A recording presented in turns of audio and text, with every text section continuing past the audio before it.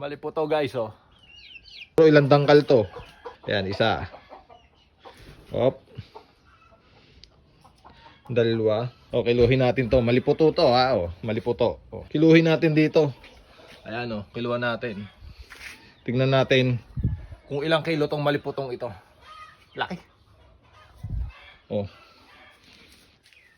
O, ayan ang kiluhan natin, ha. Timbangan, o. Kiluhin natin. Kung ilang kilo ang maliputong to. Okay guys, good morning. So meron ako ipapakita sa inyo dahil merong dumating na isda dito sa bahay. So ito dito nyo lang talaga makikita tong isdang to. Ito. Yan, o. Yan, o.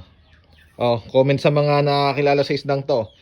Ayan guys, so sa mga hindi nakakilala sa isdang to, ito ay isdang maliputo. Yan.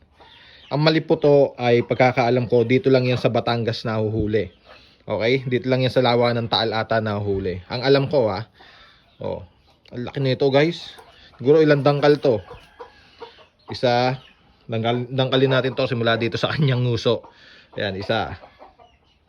Hop. Dalawa. Ayan, may dalawang dangkal guys. Ayan, laki ng dangkal ko, oh. May dalawang dangkal, oh. Ayan, may dalawang dangkal. Yung kilo naman nito guys, siguro mabigat to. Kunin natin. Kiluhin natin. Yan. O, kiluhin natin to. Maliputo to, ha. O, maliputo. O, ang laki. O. Kiluhin natin dito. Ayan, oh. Kiluan natin. Tingnan natin. Kung ilang kilo tong maliputong ito. Laki. O. O, ayan ang kiluhan natin, ha. Timbangan, o. Kiluhin natin.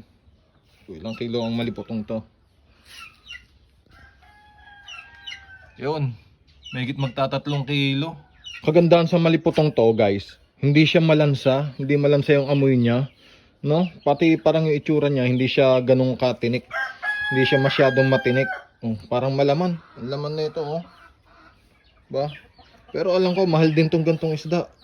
Mahal to. Ang laki pa naman nito, oh. May 3 kilo. So ayan guys, pa-comment kung ano yung pwedeng nating iluto pa dito sa maliputong to. Siguro dito may matitira dahil sobrang laki na ito. Ayan, para next natin, next menu, maluluto natin. Paki-comment dyan guys. Guys, kaliskisan lang natin ng konti. Para pag niluto natin, sinigang natin. Wala siya masyadong kaliskis. Pati hindi naman ganun kalalaki yung kaliskis niya, eh. Kaliskisan lang natin ng konti. Para di natin makain yung kaliskis. Yan, maliliit naman kaliskis niya, oh. Maliliit lang. So pagkatapos natin kaliskisan guys, tapos na. So ito naman titirahin natin. Puputulin natin to. Mga palikpik niya.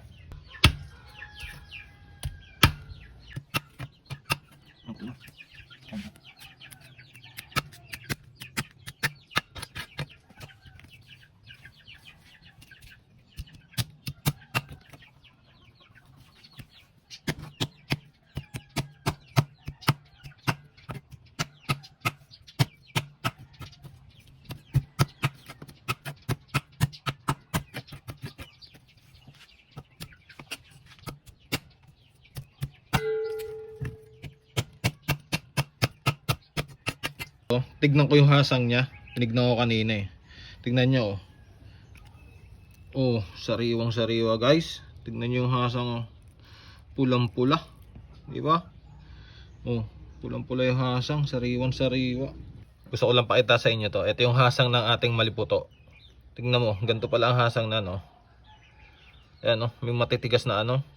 Parang tinik-tinik ba? Oh. Diba? May matitigas na ano, no. Parang tinik-tinik. Muntik na umatuso kanina. Tigas nan.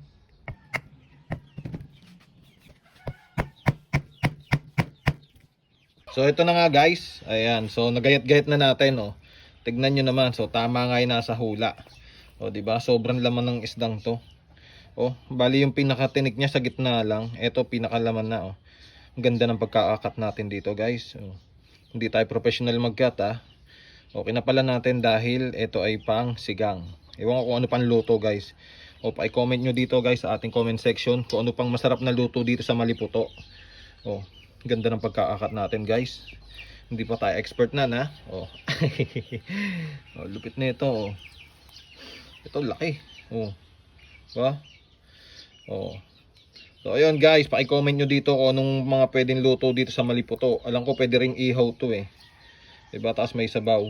Ayan. So thank you. Please like and share guys. Thank you very much. Peace out.